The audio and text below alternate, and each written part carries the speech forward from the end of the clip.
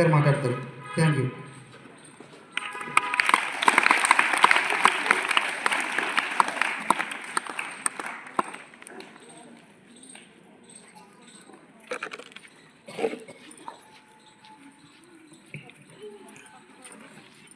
Respected principal madam, teachers and all the staff here, a very good evening to one and all.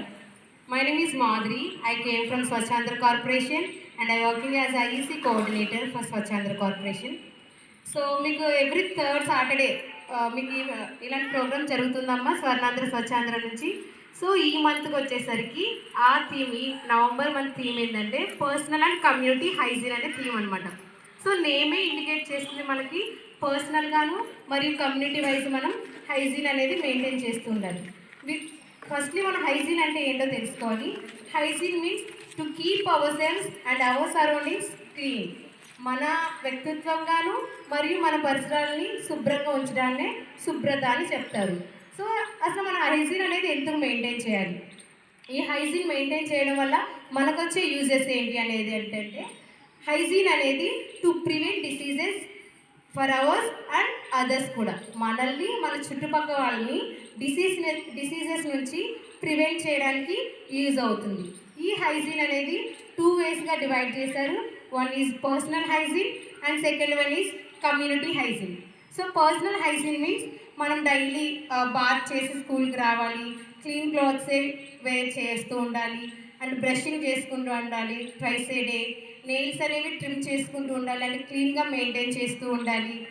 And మనం ఎప్పుడు కూడా ఎంత క్లీన్గా ఉంటామో మన హెల్త్, అన్నిటికన్నా మన హెల్తే ముఖ్యం కాబట్టి మన హెల్త్ అనేది అంత గుడ్గా ఉంటుందన్నమాట.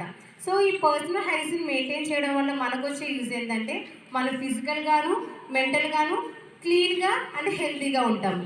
అండ్ సెకండ్ వన్ వచ్చేసి community hygiene. Community hygiene nothing but cleaning our surroundings like our schools, our homes, our public places.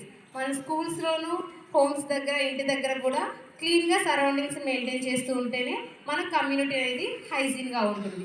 ఈ కమ్యూనిటీ హైజీన్ మెయింటైన్ చేయడం వల్ల మనకు వచ్చే యూజ్ ఏంటి అంటే, మన కమ్యూనిటీ ఏదైతే ఉందో మనల్ని చూసి మన పక్క వాళ్ళు, ఆ పక్క వాళ్ళని చూసి ఇంకొక వాళ్ళు, అలా మన రాష్ట్రం మొత్తం కూడా క్లీన్గా అవ్వడానికి ఛాన్స్, మన లైఫ్ ఇయర్స్ ఏదైతే ఉందో అది ప్రొలాంగ్ అవ్వడానికి ఛాన్సెస్ ఉంటుంది. సో ఫైనలీ నేను ఏం చెప్తున్నానంటే, ఈ cleanliness, hygiene is not a responsibility, it's habit to in our life. మనకి ఇది ఒక ప్రక్రియ అయిపోవాలి. మనల్ని చూసి మన పక్క వాళ్ళు, మన పక్క వాళ్ళని చూసి అందరూ కూడా హైజీన్ అనేది మెయింటైన్ చేస్తూ ఉండాలి.